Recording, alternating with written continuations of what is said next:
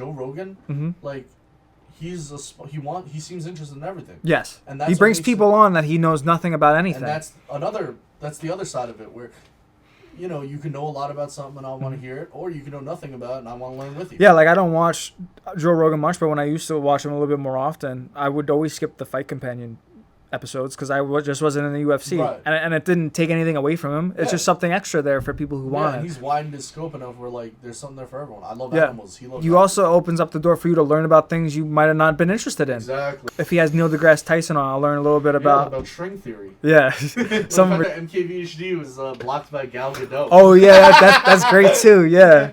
Same thing with I listen to Undisputed with Skip Bayless and Shannon Sharp. Mm-hmm. Oh yeah, that show you don't watch it for basketball. Told you, I only need really one player on my team, and that's Michael Jordan. So, voila, here's my team, and I'm going to have you read the names for me. Could you read my 4 teammates? Oh my God! Yeah, no, I watch it. Shannon Sharp has so much personality. Inside the NBA, First Take. Inside the NBA. All personalities. I can't remember the last time Inside the NBA talked about basketball. I can't listen. I can't sit and listen to Zach Lowe list off best true shooting. It's just that's an article format. He's an article format. And there's a place for that too. Exactly. But I want to read stats. I'll look up Zach Lowe. Inside the NBA is important because through their platform, they have people listening for them. Mm-hmm. Yes. So that's why when they talk about civil rights and stuff, when they talk about being black in America, we listen because we care about them. Yes. And through them, we can start to care about other larger topics. Because it's bigger than basketball. And we always say that. Yeah. That's why the whole NBA mourned when Shaq's younger sister died. It's a community. Exactly. And inside the NBA engulfs that feeling of the community of the NBA. That's why when Kyrie, and I hate to say it, but when he says it's just basketball, then Kobe was retired for years before he died. Why did anyone care if it's just him playing? Yeah. No, we care about the man. We know his personal struggles with his wife, but we've seen him grow up before our eyes. Same with LeBron. That's why we care. And Kobe had so much life to live post basketball. Exactly. And he was a perfect example of that. Yeah. Because he was an ambitious person. Yeah, and he was an ambassador for America, for sports, for black people, for the NBA. So, that's why the things Kyrie does are telling. Oh, yeah, I want to stay here forever, and then just leaves. Because it's just basketball. Yeah. It's just a job.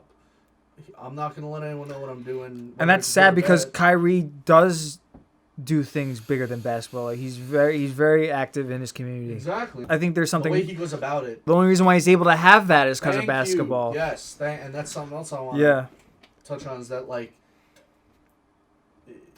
him being a basketball player is what gives him the, like you said. Yeah. And that's how basketball reaches, with the NBA Cares program and stuff with Make-A-Wish. And it, if you allow it, it can be so much bigger than basketball. Well, basketball has such a positive impact on sports so many people's lives. There are relationships that last a lifetime because of basketball. When I watched Magic Johnson and Isaiah Thomas hug it out and there were some tears, and that's bigger than basketball. Those are things that anyone can relate to. Fights with friends who are family and there's a falling out for many years and watching two men just sit in the room with each other and talk it out and express themselves. Two black men. Yes. Who, society has made quell their emotions. To be able to get to a point, even though we're older, we it's bigger than us. To do that. And why does it matter? Because we know them from basketball and we've seen them in the public eye and stuff like that, and their relationships were rude in basketball, but when they mended their relationship, it can be so much bigger than basketball,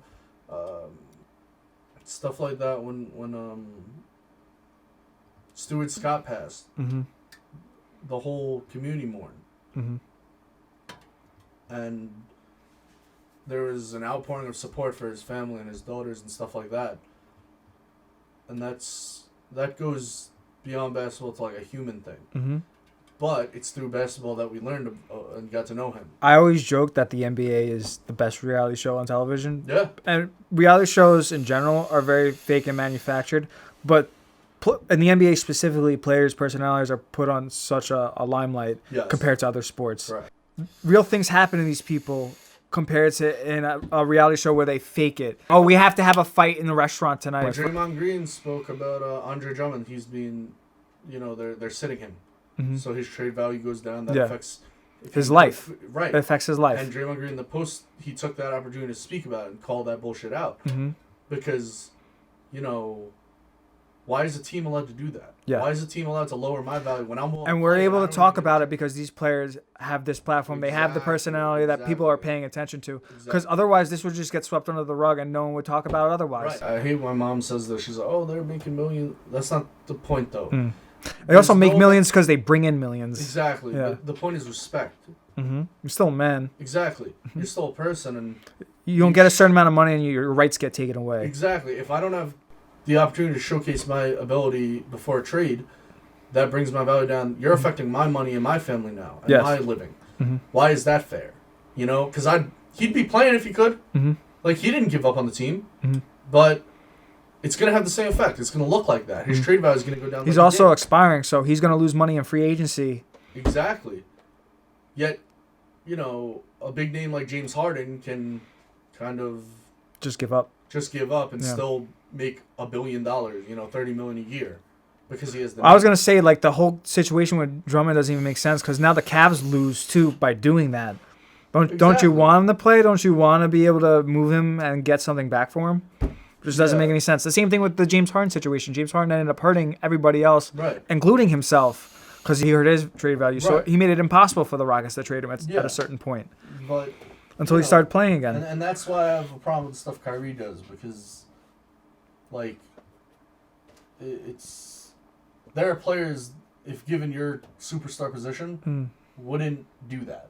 You know what I mean? And it just rubs me the wrong way.